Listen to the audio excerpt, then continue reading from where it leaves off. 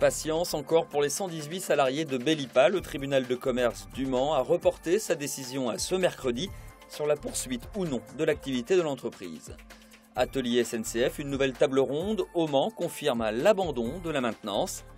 Et puis rififi à Ruaudin, le conseil municipal se déchire sur fond de guerre de pouvoir.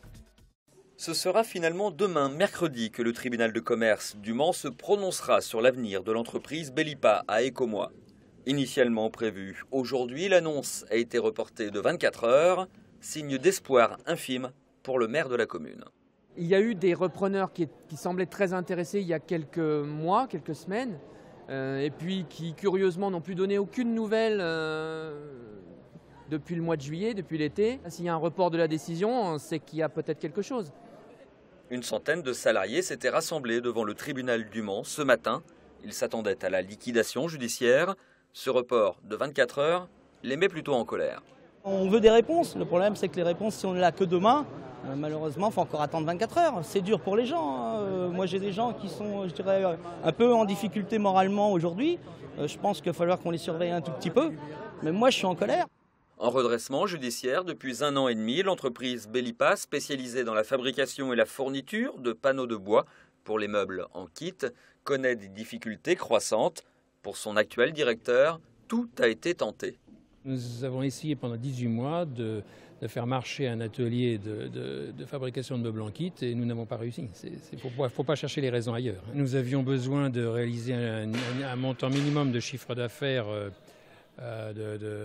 autour de 18 millions et en réalité, nous n'avons pas réussi à monter à ce niveau de chiffre d'affaires. Décision du tribunal demain en fin de matinée.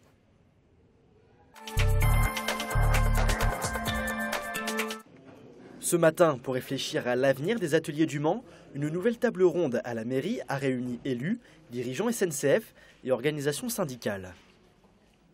Pendant que les militants CGT soutenaient leurs représentants devant l'hôtel de ville, la direction de la SNCF a confirmé que de nouvelles tâches seront créées. Mais la maintenance sera abandonnée. La fin de la construction des PRM, enfin de la réparation des PRM, lui il reste puisque les évolutions n'ont pas montré qu'il y avait matière à modifier ce sujet-là. Nous allons augmenter la capacité de déconstruction telle qu'elle était prévue, ça c'est une première piste. Et une deuxième piste, nous allons travailler sur des emplois de stockage et de préparation de kits de modification ou de réparation de matériel. Une décision qui ne satisfait pas la CGT. Pour elle, la maintenance est un enjeu essentiel aux ateliers du Mans. Si la direction avait voulu véritablement respecter ses engagements, elle aurait donc accepté le principe d'une équipe de maintenance des TER avec l'électrification des ateliers à la clé. Or, elle est revenue sur cet engagement qui est un engagement pour nous majeur, d'une part pour les questions d'emploi et d'autre part et peut-être surtout sur la question du service public parce qu'il y a beaucoup de TER qui sont supprimés sur notre région, il y en a eu beaucoup, les raisons sont des défauts de maintenance. Mais le syndicat ne compte pas en rester là. La députée sarthoise Marietta Caramanli lui a proposé de rencontrer le ministre des Transports pour évoquer le sujet. Une opportunité que compte bien saisir la CGT. Rien ne va plus entre les élus de Ruaudin. Hier soir, le conseil municipal a été interrompu après que 11 d'entre eux se sont levés et quitté la salle du conseil, annulant ce dernier puisque le quorum n'était pas atteint. Un conseil municipal, ce n'est pas une pièce de théâtre, vous voyez, c'est des choses sérieuses. Donc on avait des choses à passer à ce conseil et on n'a pas pu les passer. À la tête de la fronde, Philippe Lisambard, premier adjoint. Les élus frondeurs reprochent au maire ses méthodes et de ne pas s'occuper suffisamment de la commune. Il ne s'est pas préoccupé de sa commune pour la partie financière. Quand on est aussi éloigné que ça des préoccupations des Ruaudinois, eh bien, il faut en tirer les enseignements. Et cela fait des mois que le torchon brûle entre les deux hommes forts du conseil. Début octobre, le maire a retiré ses délégations à son premier adjoint.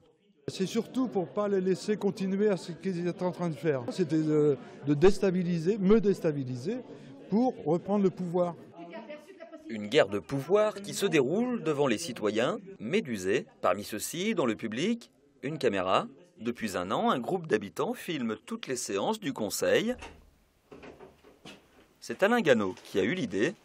La gestion municipale l'inquiète.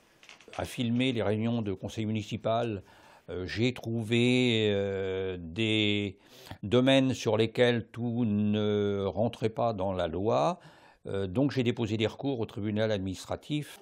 Le conseil municipal interrompu aura de nouveau lieu samedi. En novembre, un autre se tiendra avec peut-être à l'ordre du jour l'une des demandes du premier adjoint, un vote de confiance.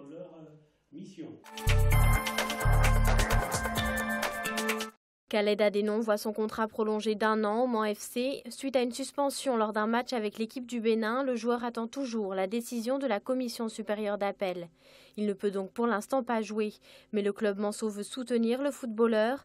Adénon portera donc les couleurs du Mans FC au moins jusqu'en 2014. De son côté, le club espère que la suspension du défenseur central sera la plus courte possible.